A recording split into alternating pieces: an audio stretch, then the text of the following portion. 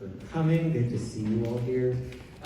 Yeah, so I'm just going to start by giving a little bit more framing to the conversation today. It is going to be a conversation not just with us, but with you all. So know that we're excited to hear your voice as part of all of this as well. So today we're here to kind of broadly ask two questions. First, what is gained when we reproduce or reimagine a historical or canon or classical, however you want to think about it, piece of art? Like Butterfly, we're not solely going to talk about Butterfly today. We won't focus solely on opera today. We're going to think really big. And what does it cost us when we reproduce that work, right? So we want to move away from sort of an absolutist perspective of like there is a right answer or a wrong answer, or there is good and there is bad, really wanting to keep it a little bit more gray, right? Thinking about what is gained and what does it cost. We want to embrace a dialectical conversation that really allows us to hold cognitive dissonance. I know that can be a really hard thing, right? But just this idea that like sometimes our actions and our intentions, right, they actually do conflicting things. And that's real, right? Things can be conflicting. They can do two opposite things at once. It's weird to hold, but it's real and it's true, right? So we want to create space for that weirdness of like, oh my God, I think I'm kind of in two different places at once right now. I encourage everyone here to advocate for your opinions and your beliefs in these questions really strongly, right? Really show up for what you believe in. And I want to encourage you to be willing to release those things with ease, right? We're here for an hour. So I want to see if this can be an opportunity for us to experiment with maybe some new ideas or some new ways of thinking, knowing that like after this hour-long conversation, you can believe whatever you want to believe, right? And ultimately, right, all of this is subjective. We're talking about art. There is no final right answer to any of all of this. It's all ultimately informed by our personal values, our beliefs, the cultures that we are brought up in, which vary even within this country. Yeah, I think that's really it. We're going to do some quick introductions. Again, my name is Daniel Park. I'm a theater and performance artist. I've lived here in Philly for just about 10 years now. I'm also a producer and an organizer for racial and labor justice, particularly in the arts and culture sector. Like Veronica said, part of why I'm here today is I've been a member of the Community Advisory Council for Madame Butterfly for about 2 years now. It's been a while. It's been a real wild journey. We're finally bringing it to a close, which is really lovely. The work that I do really focuses quite broadly on using art as a tool for the liberation of all people from all systems of oppression. I'm really thinking about how does art help us all live in a more free world, right? And seeing our struggles as interconnected ones. We're all in this together. Yeah, that's like a little bit about me. I have a company, Obvious Agency. We're a worker-owned cooperative. Happy to talk about that more afterwards. You want to introduce yourself? Please. Hi everyone, my name is Espinoza. I use they, he pronouns, and I'm a playwright and a director and an educator and a lot of other things within the realm of performance. And I think in terms of adaptation, a lot like what Daniel said, as an individual maker, I tend to make from places specifically connected to my own liberation. I have found in process that means just about everyone else in the room benefits. And my work with adaptation, I think, has really been positive in that regard, so I'm excited to get into that. I also saw Madame Butterfly last night, and it did all the things opera is supposed to do, and I also feel like I learned a lot kind of on a tactical level about different types of ways of intervention when it comes to adaptation, so I'm excited about that without spoiling anything. I'll do my best. Hi, I'm Melissa Dunphy. I am a composer based here in Philadelphia. Primarily, I write vocal music. It often has a political or social justice, a contemporary political focus. And in my past lives as an artist, I have also been an actor who specializes in Shakespeare. I feel like there's some relevance there. You didn't know that? Oh yeah, I played Ophelia at the Lantern. I was like Juliet at Philly Shakes. Yeah. And then I gave that all up to be a composer, so that's my primary thing. Yeah, I'm, as you can tell probably from my accent, I didn't grow up around here. I'm from Australia, grew up in a Chinese-Australian immigrant household, and experiencing race issues in Australia and then coming to America, and they get ever more complicated the older I get and the more people I come into contact with. Wow. Hi, my name is James Ijames. I am a playwright and a director. I acted for many, many years in Philadelphia before I transitioned out of that. I teach at Villanova. If we must, I have a Pulitzer. And I was also voted most responsible in high school. So what's that? It's a real honor. My It really Pulitzer is. is like, Yes, it's I dabble in adaptation quite a lot. The play that I won a Pulitzer for is an adaptation of Hamlet, specifically, which is one of my favorite plays of Shakespeare. I also sort of look at history, historical moments, current events to find things to adapt. I haven't seen Madame Butterfly, but I saw the hours the other day at the Met. I got big feelings about the adaptation of that a little bit too. So like, I'm excited to have this conversation with you. Beautiful. Oh, no, the battery's just died. It's okay. I'll speak loudly because I think my battery's just died. Oh, great. Okay. Yeah, so really quick, a couple other contextualizing things. Again, we're thinking really broadly about this question of like reimagining or reinterpreting classical work, ranging from like, yeah, we're just putting it up again, right? We're just reproducing our understanding of historically what this might have looked like, to like interpretation all the way to full-on adaptation, right? We're also thinking like we here are essentially the like arts community in a lot of ways. We have artists, we have producers, we have administrators, right? We have the community, right? The audience around the work. So we really want to be thinking about all of this really holistically. There are so many elements that go into this question. So we're trying to create this sort of 360-degree view, each of us being one of those degrees, looking into the middle and saying, this is what I'm bringing to this conversation. This is how I'm approaching it. And maybe together we can find some clarity around like, what is this invisible elephant in the middle? What is it exactly that we're looking at and that we're talking about? So we're gonna turn to you all. First, I just want to see a quick show of hands. Who here has seen the production of Madame Butterfly so far? Okay, great, cool. I saw a few people haven't, so we're gonna try to avoid like spoilers for this specific production in case people are going to see it. But we can definitely talk about Madame Butterfly and the plot broadly. It is a very old piece of work. If you don't know the plot, I'm sorry, that's on you at this point. To be fair, I didn't really fully know the plot until I saw the piece, so now I know a lot more. Yeah, I think that's really about it. Let's dive into it. Can I ask one of you to just hold this? Thank you. So I'm going to talk real loud, and I'm going to take some notes. But I'm going to turn it to you all now. This should say cost, not loss. So I want to start here in this question of when we're reproducing, recreating, reimagining these classical works, what is gained, right? And that could be personally, like what is it that you love about this work that might bring you back to seeing it again and again and again, right? Or interest you in it. Or it could be about like, what is it that this, doing this work again, like provides to the social organism, right? What is the greater good that you see this work kind of serving? Daniel, can I ask a secondary question on most of you who've seen Butterfly, how many of you saw it for the first time with this production? Okay, so a lot of people have seen it already. Yeah, so a bunch of you, this is a return performance. You've seen a different production of this show. Okay, cool. Awesome. Good to know. Great, thank you for that. Yeah, so what do we feel like is gained? And let's just do hands and then I'll just call on folks. Yeah. Are you talking about if you see it as it was done, or if you see it? Anywhere on that spectrum. And if you want to elaborate, please. Okay, I think one thing that is gained in sort of reimagining things sometimes, at least resetting them, is for a lot of people understanding. I remember when I saw Scotland, PA, I said, I understand more about Macbeth. And then also, then you get something like, what's that name of that? Fat something? Fat Ham. Yeah. Yes. But I mean, it certainly crosses cultural barriers, I think, when you reset. Yes.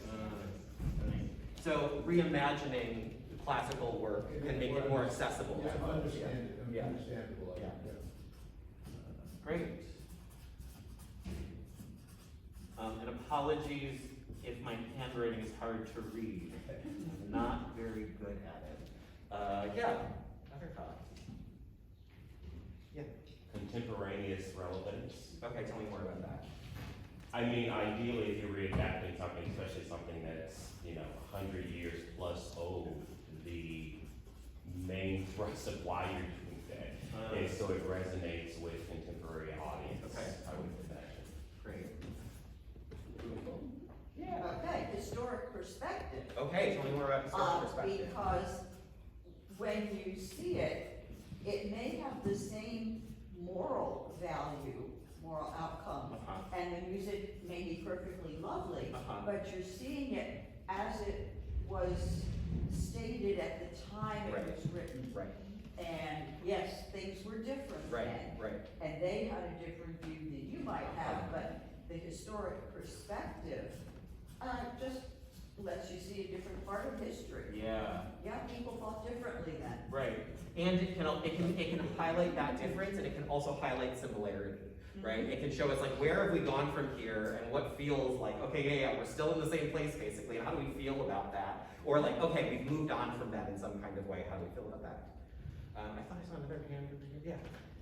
Mine was a little bit more towards the contemporary, but like allowing youth to be able to see something that they didn't see or experience before, getting them involved in art and being able to understand like historical performances and then how that can translate to like life now. Yeah. I see you have some of that youth with you today. Yeah, this one performed in the Tacoma Opera of Madison. Awesome. I see them thinking down.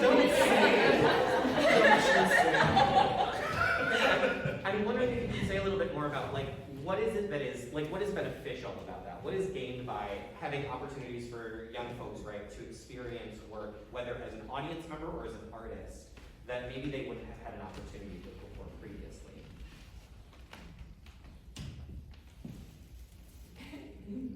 Daniel, can you repeat the question? Yeah, I'm just interested in what is gained in that, right? Like what is the opportunity that is made possible? First to experience art. Okay. Like to just to be part of the art. Yeah. I think that's like if you don't have I'd say more the just being able to experience it and give their own take in it and learn from others too. Great. So I heard there like just the opportunity to experience art, right? And like sort of a vastness or a diversity of art, it sounds like. I want to add to that and also say, like, when I was young and I was a weirder kid who loved opera, like when I was 11, 12, etc., none of my friends could understand it. But one of the things that I loved was, especially with these canon works, they become such a part of our cultural conversation. Like things like Hamlet, for example, and there are phrases that we use all the time. And understanding that old stuff and understanding where that old stuff came from means you feel a little clued in to references to that old canon that you see in contemporary literature. It's kind of like, you have to watch Citizen Kane, and then you see over and over again, like, oh, that film director is totally referencing Citizen Kane, and then you feel like you understand the culture of the conversation. So for me as a kid growing up, with immigrant parents, I was obsessed with learning that canon so that I could understand the society in which I lived. Yeah. I kind of want to jump to the other end of that in terms of how people kind of come of age in their artistic practice, which is that I think that another value of producing classics is, I think, redress for the ways that younger practitioners are in space with classics and often told, you're not eligible for these roles, you're not eligible for authorship in this space. And I think that I'm thinking about actors that I've cast in certain roles, and they've come to me and said, I was in undergrad and my professor said I would never do this novel. And I think that, especially for those of you who've seen the performance of Madame Butterfly, I think that felt part of the best thing about it was knowing that this was work that was really intimate to the people doing it, for better or for worse. Like, it may have been imposed on them in younger ages, but now they get to really bring life to it. So I also want to like pull out really quick for I heard a little a hint of a thing that gets lost there too, right? Which is that the canon can also be imposed on us as well, right? It is imposed. It is imposed. It's the canon, right? Yes. Yeah. It's shocking. There's sometimes I think about like with arts of different kinds, there's a sense of like you need to know the history of that Yeah. to the current moment and kind of where you're situated in it as like a foundation. You need to know like how people have been shifting and changing the rules so that you can make your own rules. Some of those things, whether they're fully true or not, are often spoken about Yeah. and talked about in those spaces. And I also, we talked about history that we can learn from seeing the show, and also that show was made in a historical moment, and had different meaning as we talked about a little bit. And I saw kind of a restaging of Oklahoma a few years ago here that was really powerful. And I had performed in Oklahoma in high school in like kind of very original classic format that I'd seen, like kind of the movie version of the show and stuff. And it was, there was, the way it was adapted was just so powerful because it keyed in on parts of the show that have just been kind of accepted and normalized and never discussed. That, you know, I remember just being like, this is kind of weird. Why is this in the show? I don't understand, you know, like it didn't make sense to me. And the way that it was reframed, ever so slightly, it just made a lot more sense. And also was able to tie back into kind of the current moment and provoke that thought around parts that are usually just kind of glossed over. And it's like, oh, we're happy ending, everything's great, fine. Like, everything's not great, fine. Right.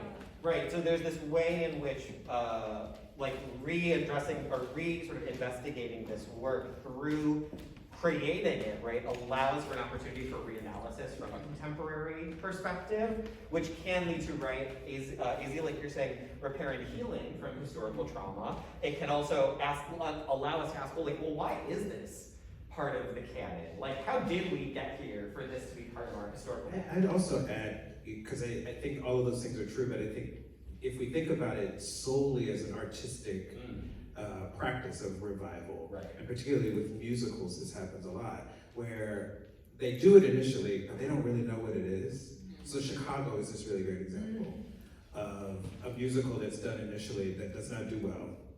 And then when they do it again, and it's very stripped down, it's still running on Broadway. So like there's something about revisiting a work, especially works that are sort of like either revered or loathed.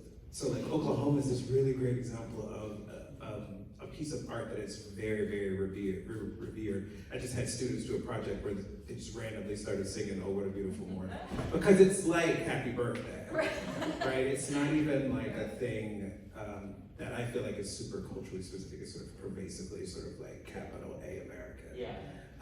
I grabbed from that. It kind of creates this like reinforcing cultural loop where we just keep doing the same thing over and over and over again because we're like, I don't know, it's tradition maybe, but without necessarily questioning why is it tradition? What does it mean for us today? Great. Back here. I think just generally innovation and keeping the canon flexible. Canon is a very recent concept, right? Like from, at least in music, like in the late 1800s. So Puccini's coming in, like creating this right around that time, but maybe it was never meant to be solidified in that way. Interesting. So, okay, there's a couple, that's so deep. Okay, so,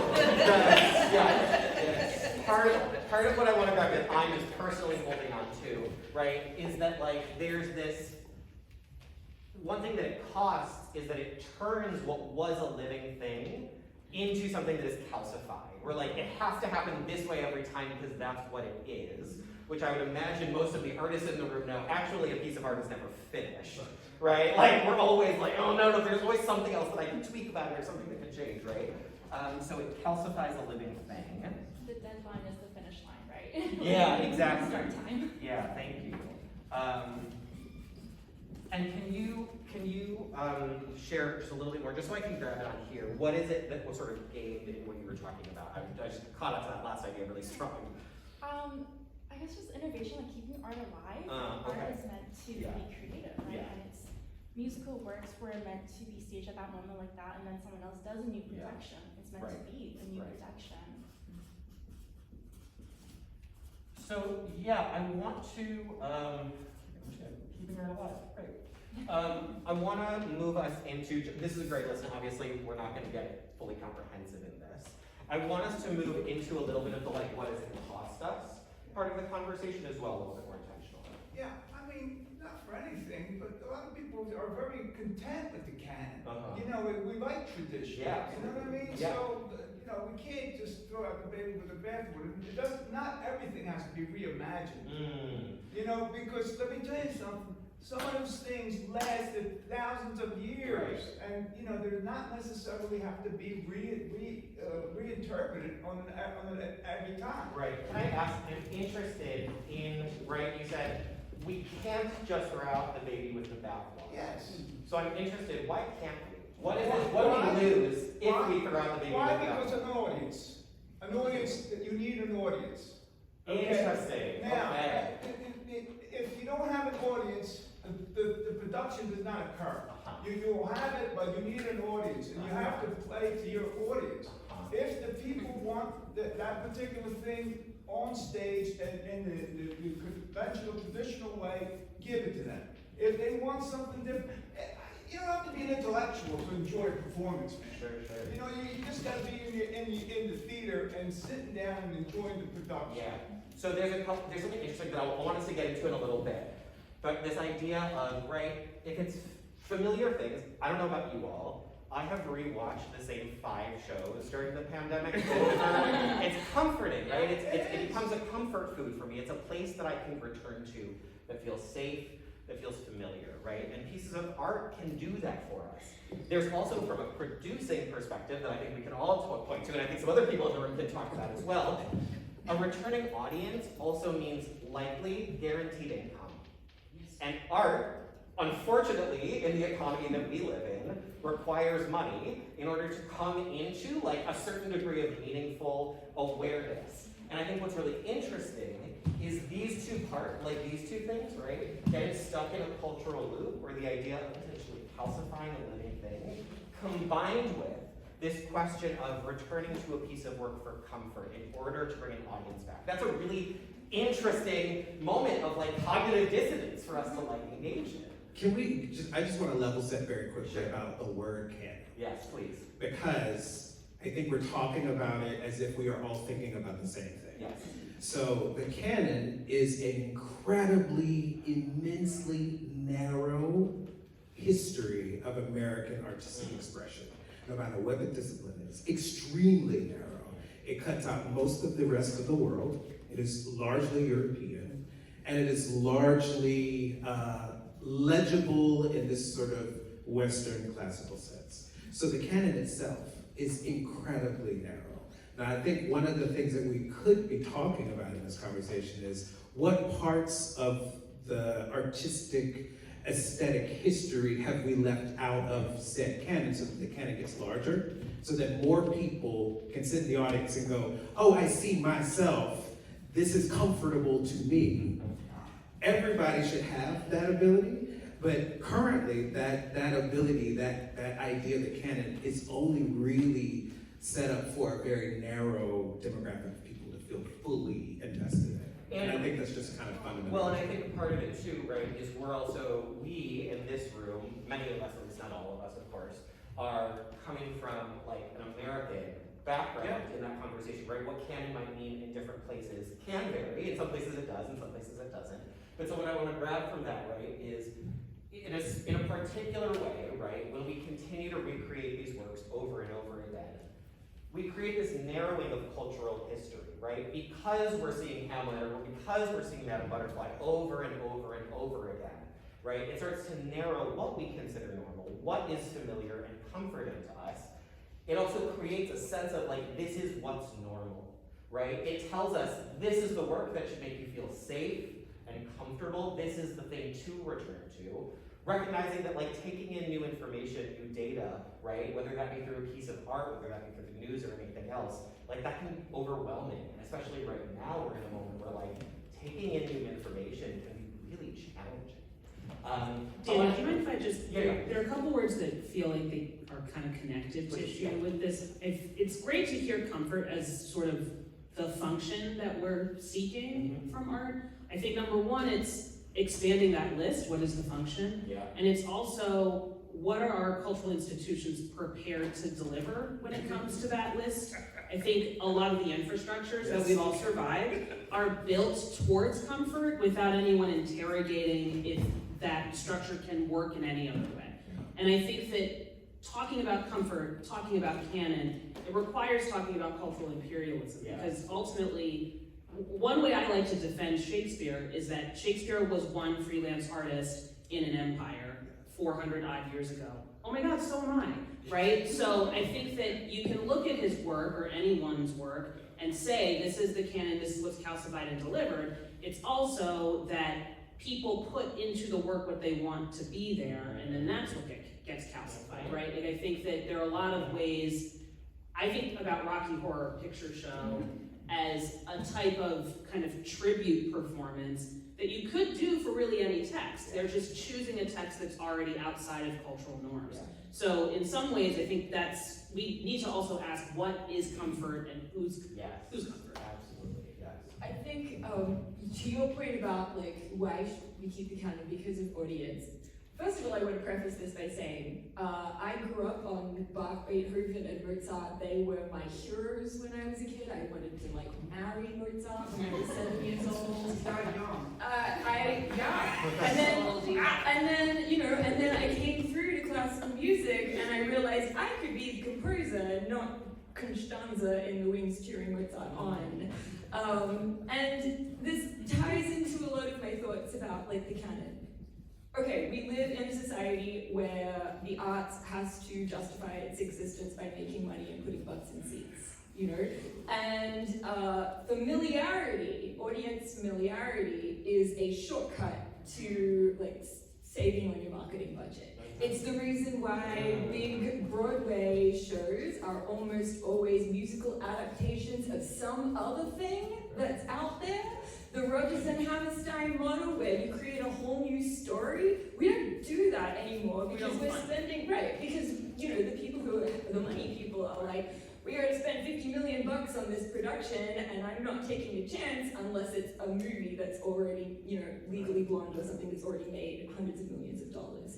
And it's the same impulse of like, you know, an orchestra will say, well, when we put Beethoven 5 on the program, everyone shows up. And when we put, you know, some new symphony, then people don't want to show up for that. We could tack it in at the beginning, they'll show up for Shostakovich and then get the new thing by you know, happenstance. So there's something to be gained for organizations, producers, in relying upon that familiar territory, and I totally understand that, and I love that stuff. I would not throw the baby out with the bathwater because it formed so much of the music that I love and the language that I speak musically. But there is cost, and that cost is that for one of the first times in our musical history over the past century or so, we have that calcification where new works are not really being created and celebrated in the same way. So, you know, when people put on Webern or Berg or something, they're like, new music, sure, those guys have been dead for 100 years. You know, it's like, oh, it's a modern work, it's Lulu. What? You know, and, you know, the Met doesn't produce very many new operas. I know they just did El Niño by John Adams, but, you know, when they did Carasaria's opera a couple of years ago, that was the first time they produced an opera by a woman in over a century. And that's shocking, but the reason is that that concept of the canon, which is also tied into education in a big way, the canon is created through our education systems teaching what the canon is. Anyway, that concept of the canon kind of stops the clock. You know, this is a vast simplification, but I have like 30 seconds. And that means that as society has gotten more diverse and more cognizant of issues of race and gender and all of the rest of it, the clock stopped before that happened. So we're struggling in classical music right now, and in many other fields, but I think classical music is like one of the sort of, it's the big one for this, right? With, what do we do with that? What do we do with that? I love Beethoven, I do. You know, he's not the greatest melodist in the world, but that's just, you know, but I don't want to throw that out, but also where is the space in your work that addresses what's going on now? Yeah, and so, right, and this is the exact cognitive dissonance that I want us to be holding, right? That like one, it's all incredibly contextual, right? We're not talking about a particular production here, and as we're pointing out, it can really vary based on the actual work of art, the moment that it's produced, the context that it's produced in, and that like all of these things can be true at the exact same time. We're gonna jump to you all like fully in just a minute. I saw a couple other hands back here. I saw you, and then I saw another hand over here. Yeah, we'll do one, we'll do two, and then we'll move to you all. Yeah, please. Not to harp on canon too much, but I just wanted to add, I think there are different interpretations of it, right? Like we're still doing Madame Butterfly. It's still canon. That's right. But for opera and like ballet, even symphonies, it's like which production are we doing, right? This will be now the Opera Philadelphia production, and this might exist in canon with the pre-existing productions as well, and that rounds out a conversation. Canon can mean different things, like Melissa mentioned Lulu the opera. I think of that as part of the canon, other people might not. I saw the Robert Lepage version a few years ago at the Met, which was very different because it included multimedia, which didn't exist. Like, Berg did not have that technology, but it was so successful that now we have like different forms of canonical works. And I think historically that was something that also happened. Like the staging this night is going to be, you have different stars, you have different conductors perhaps, and different interpretations of something that's meant to exist as a solid form, but it's not really that solid. Well, and I think something that's interesting that I want to pull from both of what you two are saying, right, that I added on here, is there's this interesting way in which we gain like space for artists, right, to interpret exactly like you're saying, right? New artists can have new artists who have not had an opportunity to like really take the stage, right? Who frankly, like whenever I talk about artist opportunities, what I'm really talking about is jobs. Right? We are working people artists, so I think about it in those very like direct, concrete, financial, like what does it take to survive terms, right? And so there's a way in which new artists can find space in this work, right? Also, AZ, in the way that you're talking about like repairing and healing by casting folks who may not traditionally be cast in particular roles. We're just doing it the way that it should be, right? Like we're seeing with this production of Madame Butterfly, right? And that can create space for artists. And there is a cost, too, that when we continue to recreate these same works, right, there is a limited amount of money out there for arts institutions to be putting on this work to afford to hire other artists, right? And particularly generative artists, writers, composers, etc. When you choose, okay, we're doing Puccini or we're doing whomever else, that probably means you have to sacrifice something. There's a choice there, right? And so in either of these, we both gain and lose space for artists in that, in different ways. Let's not hear it, and then we'll jump to you all. Yeah, tying to a couple of these things, I mentioned earlier about the production of Oklahoma and some of the things that you mentioned. When I was in high school in musical, our director, that was the very first show that he directed at our high school. And he did it like every 5 years. It was like tradition. The same show. Oklahoma, yeah.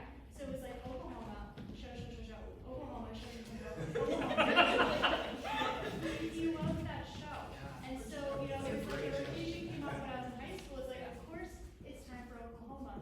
And you know, it's not necessarily my favorite show, but I was like, okay, whatever. And yet, like, because I had that experience when I did see the reimagining of it, it was more impactful to me because I had that. And when I was at Butterfly last weekend to see it, I've not seen the non-adapted version. Right. I didn't realize it was an adapted version. And I went to the pre-talk, was hearing about things, just kind of catching on, oh, this is like gonna be different, and this isn't just like some minor changes, this is a bigger thing. And at the intermission, this woman next to me turns to me as I was talking about some of the opera talk with my friend, and it's like, what do you think of, you know, the butterfly situation? To not give you spoilers. And I was like, oh, what do you think?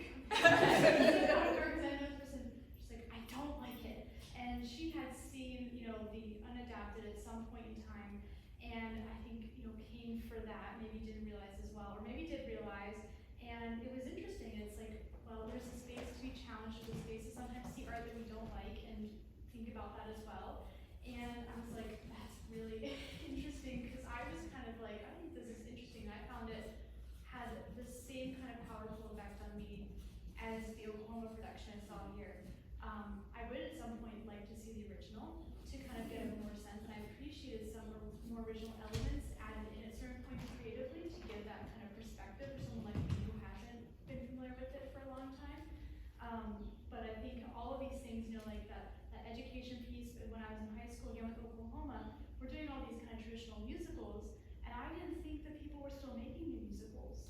I thought that was the end. I thought that Roger Hammerstein was kind of like the peak, the end. And since then, I've heard popping up, like, someone made a new musical? Am I gonna go see that? Like, what is this thing, you know? And so, like, it's been a learning journey for me, too, of, like, because it was so suddenly, I had no idea. So I think just all of this has been, like, I'm like, yes, yes, yes, yes, yes. Well, yeah, and so something that I grabbed there to connect to, right, both opportunities for something new to come to life, right, which is also beautiful art, right? Like, we gain that, we maintain, like, what folks might consider beautiful, like, beautiful art when we recreate this work, right? What we also lose, or it costs us the opportunity for new beautiful art to come, or even the awareness that that's like possible, especially for people who maybe don't identify as artists but simply love to consume art, right? Who like this speaks to them and means something new to them. The last thing that I'll kind of drop in for now is just the other thing that comes to me in all of this too is like, we're also not just talking about like high art, opera, theater, what have you, right? And I think about like, I'm a big cartoons fan or whatever, but like seeing the way in which like the same intellectual property gets recreated over and over and over again, right? And that can create opportunities for, again, all of these things, right? Being like, okay, this was kind of like Tom and Jerry was like maybe a little messed up when it first came out, right? But like, what if we took what we felt was good about that, right? And like turned it into something a little bit better, a little bit more interesting, right? But so, right, we're talking of, like, this conversation happens on so many different levels and so many different planes. And I think part of what feels really critical to me in this conversation is recognizing that all of this, right, subconsciously is informing what our understanding of our culture is, right? And then we turn that understanding of what our culture is into laws and policies that inform how we engage with one another as human beings, right? And so if our culture values like, okay, let's recreate this stuff, let's recreate this stuff, let's recreate this stuff, a question I hope, we can't answer this today, is like, what does that cultural value, how is that reflected in how we govern ourselves as people, right? Does that calcify our vision of what like working together and being together can look like? And then how does that inform how we show up interpersonally with one another at just like a relational level? I'm gonna pass it to you all. Let me read this out loud real quick, just to like get you all back to where we're at. And then, yeah, we'll just let y'all go for a minute. I'm sure it will be interesting. So, on our list here, for what is gained, we have reimagining can make the classical work more understandable. It can create contemporaneous relevance, and it can also create tradition, right? Tradition being a valuable human tool, technology, that we've developed over a very long period of time. It can give us historic perspective to see what is different and what is similar from that moment to now.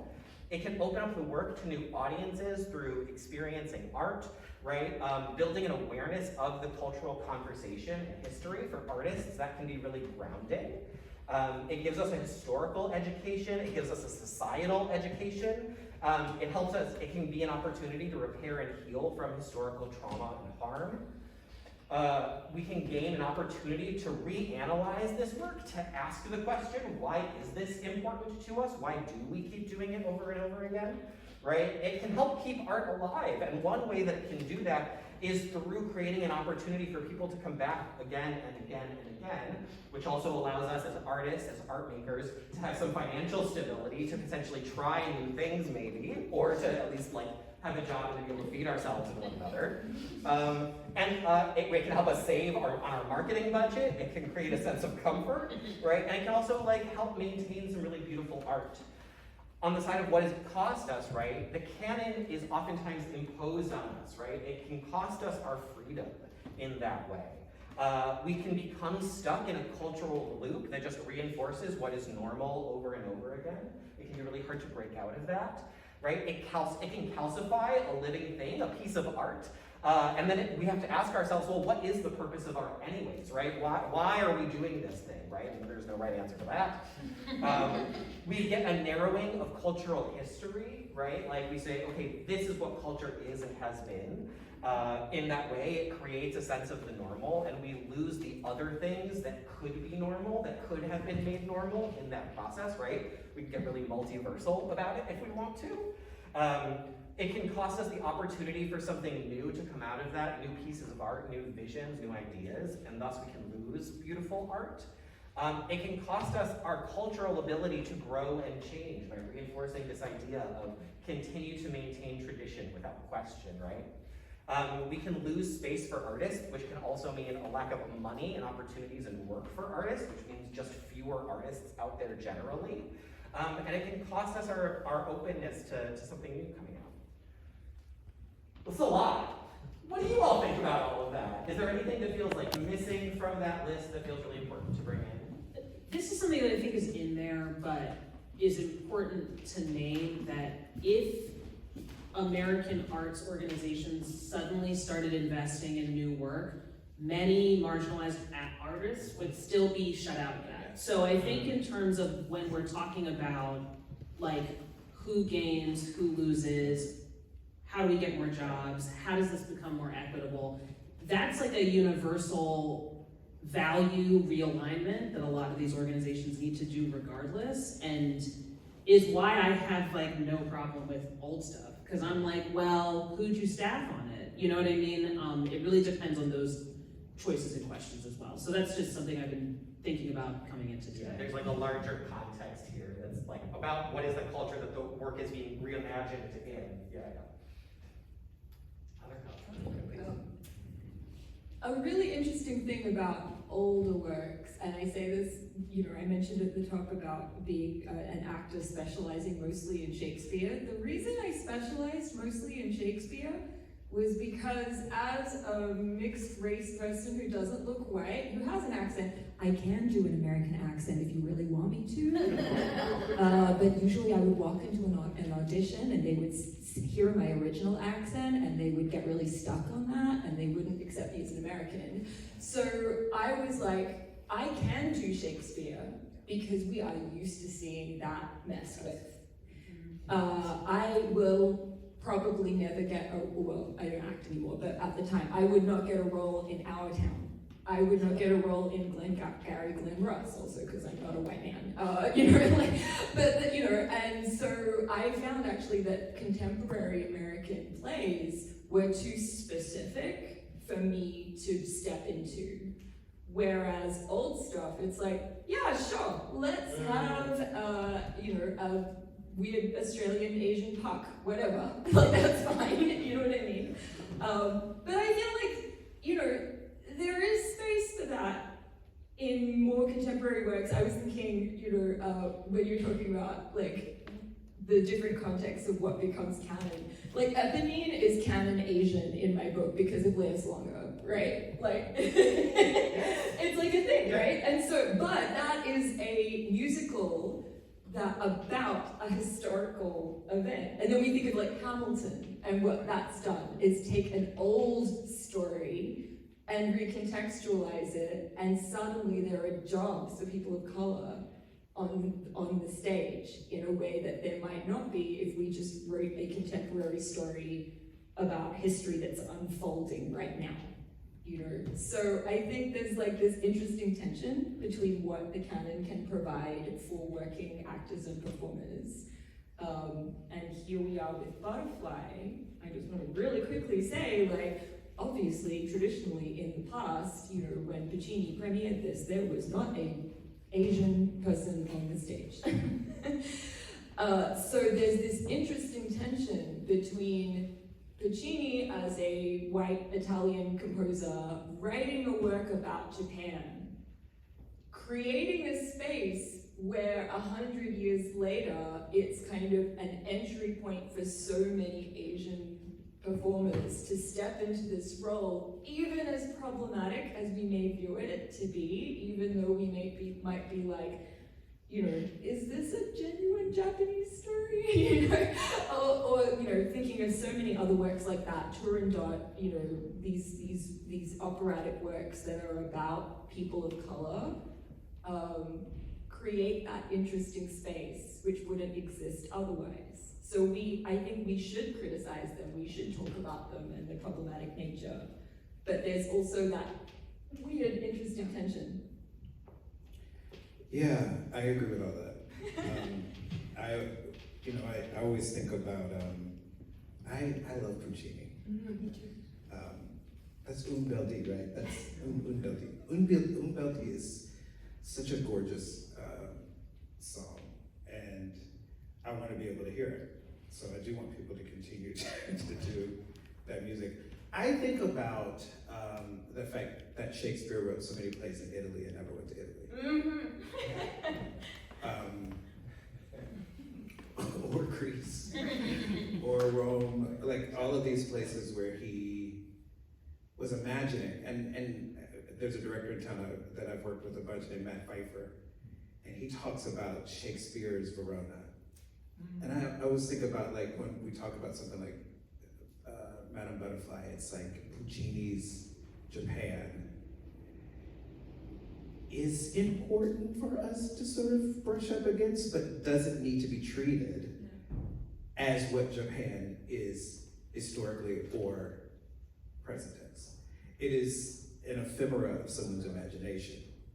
And I get worried when so much of, like, I hate when people do all black productions of Tennessee Williams. Same. Because he didn't care about black people. So why would we pretend to, like, this matters in this, like, really intense way, but it doesn't. He might be spinning it, it's great. Arthur Miller too. Yeah, we do it a lot, where it's, and I think a part of what's couched in that is how marginalized performers are sort of taught to think about how they fit into the canon. So I remember Wendell Pierce saying, "This is my dream role, is to be in Death of a Salesman." I was like, why? Sorry. I mean, like, I remember thinking, like, that is, why isn't it like Walter Lee?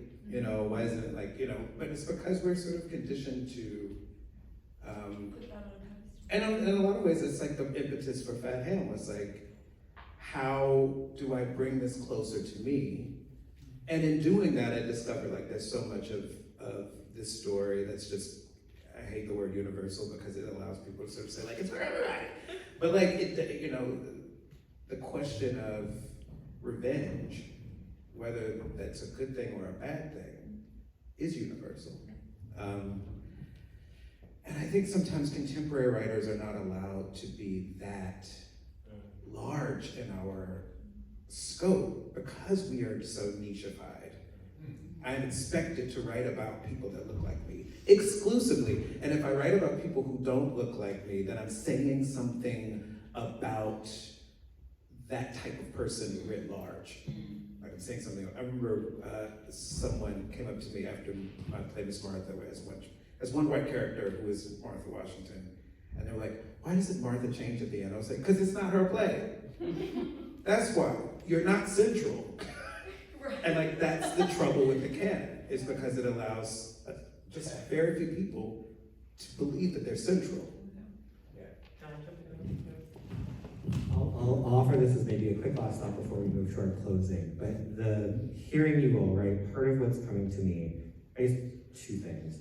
One is, I think it was really interesting to me in, like, learning about this piece through participating in the CAC is, like, why do people love this? Because I am somebody, as, like, a younger artist, as somebody who is very much generating new work. I'm never recreating old work. I might be inspired by it, but I'm always generating something new. Hearing people say, like, oh, I love Wimbledon, or the music of this piece, or the love story, or whatever, which was also fascinating and kind of weird to me for this piece in particular. Not the love story. Yeah, but the song is a banger. But like, something that was really interesting to me, like, pulling from this historical bit was, and again, this question of writing sort of fantastically or creating sort of fantastically about another place in order to speak to the experience that I'm having right now, right? The freedom that that creates. I'm working on a sci-fi piece right now, and the only reason I'm doing that is because it's like, yeah, if we talk about the future, it's way more comfortable to talk about right now, right? Which is what it would have been for Shakespeare. It's Right. like writing about going to the moon. Right, exactly. Like, we really gotta have a context Yeah. about how these people were Yeah. living. Like, Yeah. they thought the world was flat. Yeah. like the Tempest fiction. You know what I'm saying? Did Like, you know it's- that American sci-fi was created to take over the cowboy and Indian plots? Oh, interesting. To put them in space with aliens so that it wasn't racist anymore. Right. Genuine, look it Yeah. up. It's like genuinely that is how a golden age of science fiction, early 20th century, that is the reason it was created. All of these writers who wrote cowboy and Indian stories in those little pulp magazines transitioned to sci-fi, same plots, just on Mars. Well, and so, like, part of with Madame Butterfly, what was really interesting to me about that was I was like, I never heard anybody say, oh, I really love this opera because of its critique of American imperialism. And that's like the whole thing that it's about, right? And like, not only that, but like, what's really fascinating to me, and again, this is somebody's like whole lecture, I'm sure, but it's like the idea of an Italian man on the eve of Italy becoming a fascist state, writing about American imperialism through the lens of an American going to Japan. Like, it's just fascinating. I'm like, oh man, that's so fascinating, right? And so, like, what it all brings me back to, and James, to your point, and also Melissa, to yours, is there's this, a big part of, I think, the context that informs, like, which of these bits from these lists are we pulling from, is the question around power within the culture that the work is being produced. Both who has power at like a systemic level, right? What does that actually look like, or at a cultural level? But also then like, and this is where I'll sort of close us today, but is like, do we feel that the history has more power over the present, or that the present has more power over history? History has more power. History wins. Interesting. I just want to take a tiny piece of what Daniel said and say that I think part of the power of adaptation is that there is someone out there who's going to see Opera Philadelphia's production and say, I really like Madame Butterfly because of its commentary on American imperialism. And I think that that brings it like full circle in a way where they could feel that way about a new play, they could feel that way about an opera, they could feel that way about a podcast. It is about us shifting our relationship to history more than interrogating the work. Well, we should do that too, but. So here's what I'll invite for closing, is I want to give folks a second, we'll just do this in silence, and I want you to take a moment for yourself, take a breath, what a lot of information, I know I'm a little overwhelmed. And I'm interested for you to reflect on what's a belief that you feel reaffirmed in after our conversation today. Is there a place, it's internally, just internally, that's great, I love it.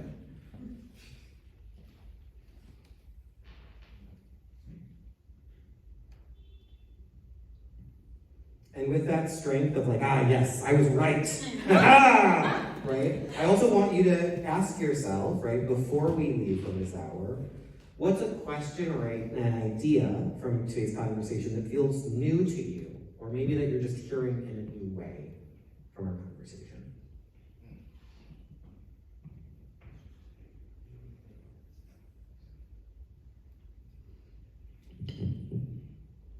And maybe with like our last 2 minutes, that's all we've got, if you want to, feel free to turn to somebody else in the room and share what's coming up for you in those questions. I'll be your partner, you can tell me. But yeah, so we'll take 2 minutes, and then once we're done, we'll close, and yeah, we'll be good. So yeah, feel free to turn to somebody else if you want. It could be the person you came with if you want. What's the new idea, or what do you feel reaffirmed in?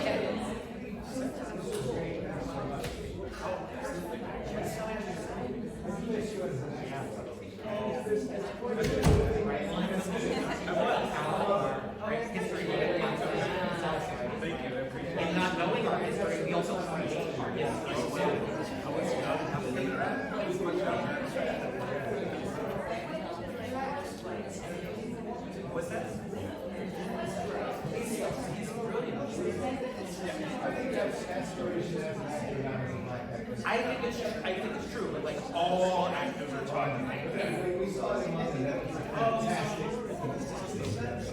And sharing the bar, right? So this is that was That's right. Right. I saw it. That's right. I'm this. All right, that is our time for today. I hope you all enjoyed yourselves today. I hope this was an engaging conversation. Thank you all for all of your contributions to all of this. Thank you so much to our panelists for joining us and sharing your expertise and your wisdom from all the work that you do. Yeah, have a beautiful, lovely, rainy rest of your Saturday. Thanks for coming.